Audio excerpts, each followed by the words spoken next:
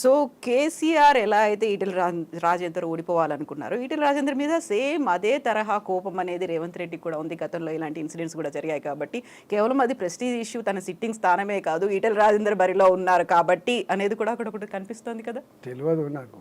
అంటే ఇప్పుడు ప్రజా బలం ఉన్న వాళ్ళని ఇట్లా అడ్డదారిలో తొక్కే ప్రయత్నం చేసిన, తిమ్మిని బమ్మి చేసి ఓడగొట్టే ప్రయత్నం చేసిన చరిత్రలో అది నిలిచేది కాదు. నేను ప్రజల్ని నమ్ముకున్నాను. నేను నా చరిత్ర మల్కాజిగిరి ప్రజల హృదయాల్లో ఇట్లా కనబడుతుంది, తెలిసిన పుస్తకంలా కనబడుతుంది. అందుకనే నాలాంటి వాడి మీద కక్ష కట్టి ఓడగొట్టాలని చెప్తే ప్రజలు కదా ఓటేయాల్సింది, నువ్వు కాదు కదా ఓటేసేది. నిజంగానే మీరే ఓటేసి కనుక గెలిపించే అధికారం ఉంటే కథం పెట్టి తిరగవచ్చు. కానీ ప్రజలు అక్కడ మల్కాజిగిరి ప్రజలు 37 లక్షల మంది 30 లక్షల మంది అలా ఓటేసి గెలిపారు. సో ఇప్పుడు రేవంత్ రెడ్డి ఎంపీగా ఉన్నప్పటికీ కూడా 7 అసెంబ్లీ సెగ్మెంట్లను బీఆర్ఎస్ గెలుచుకుంది అనుకున్నప్పుడు అక్కడ బీజేపీకి కూడా ఒక అసెంబ్లీ సెగ్మెంట్ కూడా లేదు. మరి మీరు ఎలా పోటీ చేస్తున్నా, మీకు సపోర్ట్ అనేది ఎలా వస్తుంది?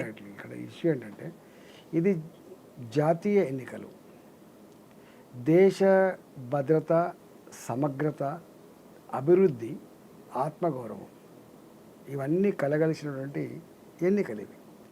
ప్రజలందరూ ఏమనుకుంటారంటే ఇవాళ మోడీ గారి 10 సంవత్సరాల కాలంలో గోకుల్ చాట్ బాంబ్ బ్లాస్టులు లేవు, సాయిబాబా గుడి దగ్గర చిందిన రక్తం లేదు, లుంబిని పార్కులో కిలకిల రావాలతో ఆడుకుంటున్న అమాయక ప్రాణాలను తీసిన సందర్భాలు లేవు, జమ్మూ అండ్ కాశ్మీర్లో బుల్లెట్ల గాయాలు లేవు, ఇవాళ బాంబుల మూతలు లేవు. ఇవాళ ఇట్లాంటి అనేకం ఇలా మోడీ గారి హయాంలో ఉన్నాయి. కాబట్టి డెఫినెట్గా మళ్ళీ మోడీ గారినే ప్రధానమంత్రి చేసుకోవాలి.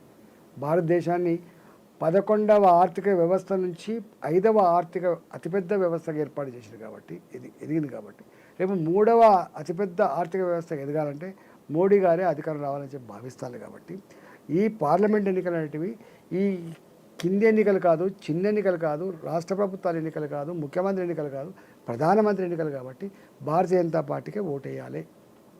ఆయనకు సరితూగే నాయకులు లేడనేది ప్రజల భావన. ఇలా కాంగ్రెస్ ఉంది, 40 ఉన్నాయి, వస్తే 40 వస్తాయా, 45 వస్తాయా, లేదా 35 వస్తాయా అంతే తప్ప ప్రభుత్వం అయితే ఏర్పాటు చేసే ఆస్కారం లేదు. ప్రభుత్వాన్ని ఏర్పాటు చేయగలిగే సత్తా, శక్తి ఇలా భారతీయ జనతా పార్టీకి మాత్రమే ఉంది. మోడీ గారే ప్రధానమంత్రి అయ్యేటువంటి ఆస్కారం ఉంది. సో మీరు ఇప్పుడు ఒక మాట అన్నారు, కాంగ్రెస్కి 40 వస్తాయా అంతకంటే తక్కువ వస్తాయా అన్న మాట. కేటీఆర్ కూడా అదే మాట చెప్తున్నారు, కాంగ్రెస్కి 40కి మించి రావు, ఆ తర్వాత పార్లమెంట్ ఎన్నికల తర్వాత రేవంత్ రెడ్డి బీజేపీలో జాయిన్ అయ్యేటువంటి మొట్టమొదటి పర్సన్ అవుతాడు అని. నేను అట్లా ప్రిడిక్షన్ చేసి చెప్పలేను. కానీ ఈ రాజకీయాల్లో ఎప్పుడు ఎవరు ఎటుపోతారో, ప్రభుత్వాలు ఎప్పుడు ఏమైతాయో చెప్పటట్లేదు. ఏదైనా జరగచ్చా? నేనే ఇట్లా ప్రిడిక్ట్ చేసి చెప్తా. ప్రభుత్వం ఏర్పడ్డది ప్రజల మద్దతుతో ఉండాలని కోరుకుంటాం. ప్రభుత్వం పూర్తి స్థాయిలో 5 సంవత్సరాలు పాలించాలని కోరుకుంటాం. బట్ ఈ ప్రభుత్వం పడిపోతుంది అనే మాట పదే పదే అందరికీ అటు బీజేపీ వైపు నుంచి ఇటు బీఆర్ఎస్ వైపు నుంచి కూడా ఎందుకు వినిపించింది? అంటే వాళ్ళ లోపల వాళ్ళ అంతరంగా కొట్లాటలు పెట్టుకొని అని చేస్తే చెప్పలేదు. కానీ ఉండాలని మాత్రం నేను కోరుకుంటున్నాను. వాళ్ళు మంచిగా వాళ్ళకు మ్యాండేట్ ఇచ్చిండ్రు పాలించమని, వాళ్ళు మంచిగా పాలించాలి, వాళ్ళు ఇచ్చిన హామీలను కూడా అమలు చేయాలి. ఇచ్చిన హామీలు అమలు కాకపోతే ఏం జరగాలి మళ్ళీ తర్వాత సబ్జెక్టు.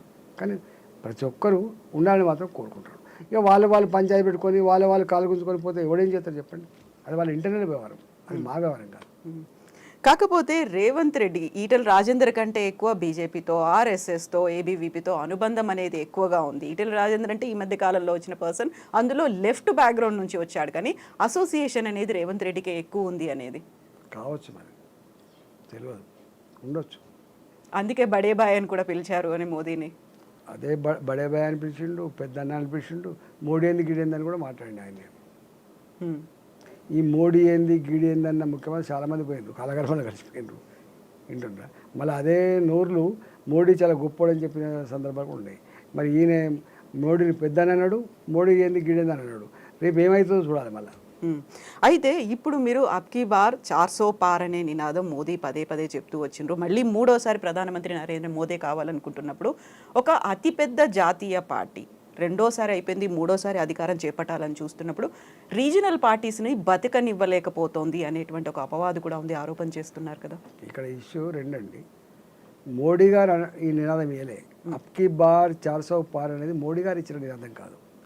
భారతీయ జనతా పార్టీ ఇచ్చిన నినాదం అంతకంటే కూడా కాదు. ఈ నినాదం ప్రజాగర్భ నుంచి పుట్టుకొచ్చింది. ప్రజలే స్వయంగా మోడీ గారు చేసిన 10 సంవత్సరాల సేవకి 400 సీట్లు ఇచ్చి గెలిపిస్తామనేటువంటి నినాదం ప్రజల నుంచి వచ్చింది. అందుకనే మోడీ గారు ఇచ్చిన నినాదం కాదు ఇది. ప్రజలు ఇచ్చిన నినాదం కాబట్టి, ప్రజలే ఓట్లేసి గెలిపించే వాళ్ళు కాబట్టి అది సంపూర్ణంగా విజయం సాధించే ఆస్కారం ఉన్నది. మరి రీజనల్ పార్టీస్ని బతకనివ్వట్లేదు. ఎందుకు బతకలేరండి?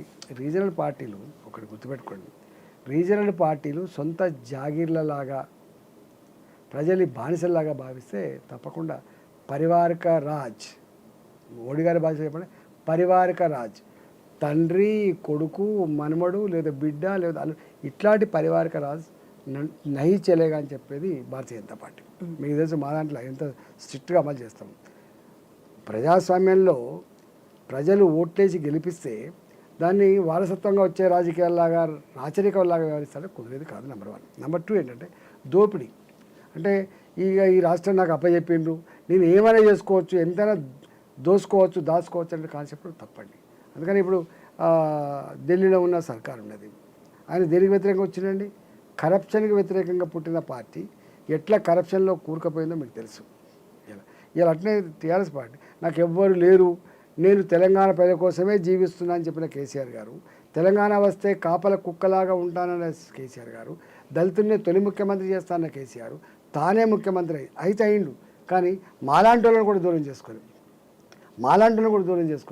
మాలాంటి వాళ్ళ ఆత్మగౌరవాన్ని కథం పట్టించి ప్రజల్ని కూడా కలవకుండా ప్రజల అంటే కనీసం గంజలికలకు తీసేసి మొత్తం ఎట్లా సంపాదించుకుంటూ చూసిన తర్వాత ఏముంటుందండి? డెఫినెట్గా ఎంబడి పడతారు, ప్రజలు ఎంబడి పడతారు, ప్రజాస్వామ్యాన్ని కాపాడాలన్నటువంటి వాళ్ళు కూడా ఎంబడి పడతారు. అయితే ఇప్పుడు అరవింద్ కేజ్రీవాల్ కావచ్చు, లేకపోతే కవిత అరెస్ట్కి సంబంధించి ఈ రెండు కూడా రీజనల్ పార్టీస్. గతంలో జార్ఖండ్లో హేమంత్ సోరెన్ అరెస్ట్ కావచ్చు, అది కూడా రీజనల్ పార్టీ. ఇవి అయ్యేసరికి ఆ ఆరోపణ వస్తుంది మీ మీద ఉన్నటువంటి అపవాదు.